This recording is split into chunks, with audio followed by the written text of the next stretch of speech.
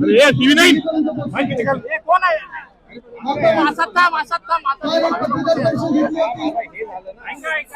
आणि आपले पक्षप्रमुख बाळासाहेब ठाकरे यांनी इशारा दिला होता की ह्या जर ह्या मंदिराला हात लावला तर जसं आता संजय सर बोलले की हे मंदिर हनुमानाच्याच आशीर्वादाने जी आपल्याला ताकद मिळाली, आंदोलन करायला लागले नाही, रस्ते जायला लागले नाही, फक्त एका व्यक्तीच्या आवाजावर हे मंदिर वाचलेलं आहे ही आपली शिवसेना उद्धव बाळासाहेब ठाकरे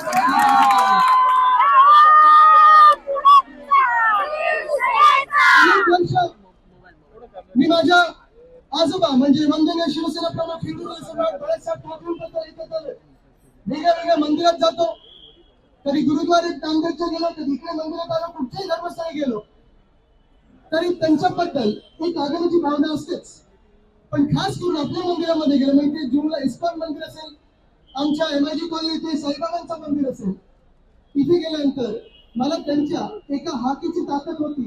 ती सतत तिकडचे सगळे पुजारी असतील, ट्रस्टी असतील सांगत असतात की आमचं मंदिर वाचलं तर एका व्यक्तीमुळे वाचलं, ते म्हणजे शिवसेना प्रमुख बाळासाहेब ठाकरे. आणि तीच ताकद आता उद्धव साहेब पुढे घेऊन चालले, त्यांच्या नावात देखील पक्षप्रमुख आहेत, पण उद्धव बाळासाहेब ठाकरे ही ताकद काय आहे ही आज आपण दाखवून दिली. आणि ती ताकद दाखवून देत असताना अजूनही दाखवलेला आहे की आपल्या धर्माचा प्रचार करत असताना, आपल्या धर्माचा पुरस्कार करत असताना दुसऱ्या धर्माचा तिरस्कार करण्याची गरज नसते, दुसऱ्यांवर चालून जाण्याची गरज नसते. आणि खास करून भाजपचं जे जुनारी हिंदुत्व आहे, आपण सर्व हिंदू लोकांना भाजपचे निवडणुकीपुरतं वापरतो, यूज अँड थ्रो करतो. ते देखील काल आपण त्यांचा पत्ता काढून एक्सपोज केलेला आहे. वाराणसीमध्ये मी स्वतः गेलेलो, मी आणि आई आम्ही दर्शनाला गेलो होतो, लोकसभेच्या निवडणुकीच्या आधी गेलो होतो.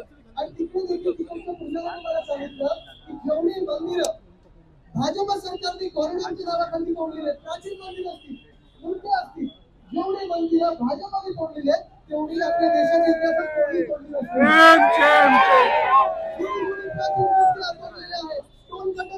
नसतील. कुठल्याही तुम्ही घरात का तुमच्या तोडलेत का त्यांना कॉरिडॉर घ्यायचं होतं. अयोध्येचं मंदिर झाल्यानंतर हो इथे आपण जय श्रीराम, जय सियाराम, जय शिवराय ह्या गोष्टी दिल्यानंतर त्यावेळी देखील आपण अयोध्येला गेलो होतो आणि सांगितलं होतं पहिले मंदिर फिर सरकार. तिथे त्यांचं सरकार बसलं, आपल्या हाकेमुळे सुप्रीम कोर्टाने देखील निर्णय दिला.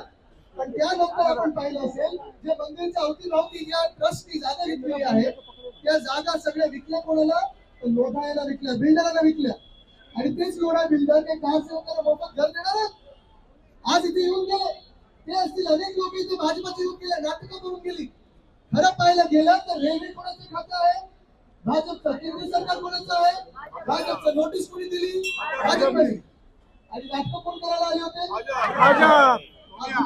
त्यांचा होता तो आपण एक्सपोज केलेला आहे. आपल्याला निवडणुकीच्या वेळी खोटे वार्ता पसरवतात की वक्फबोर्डने सिद्धिविनायकवर दावा केलेला आहे, या मंदिरावर केलाय, त्या मंदिरावर केलाय. पण खरा धोका या देशामध्ये आपल्या मंदिराला कोणापासून असेल तर भाजप आणि भाजपच्या दलालांपासून आहे. आणि त्यासाठी आपल्याला सर्वांना एकत्र यायला लागेल. आपल्याला महाराष्ट्र म्हणून एकत्र यायला लागेल.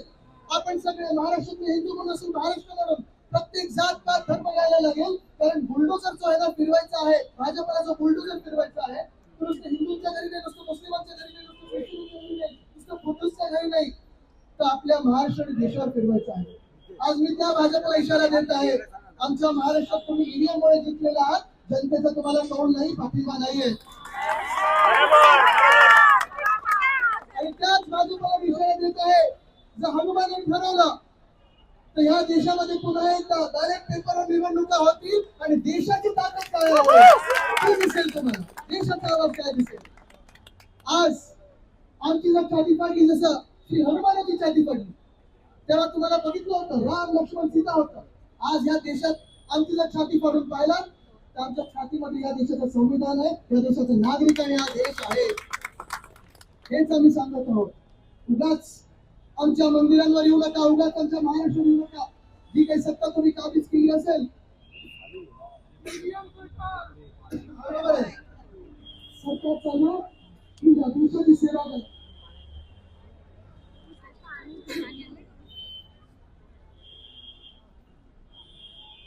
थोडं केव्हा भाजपसाठी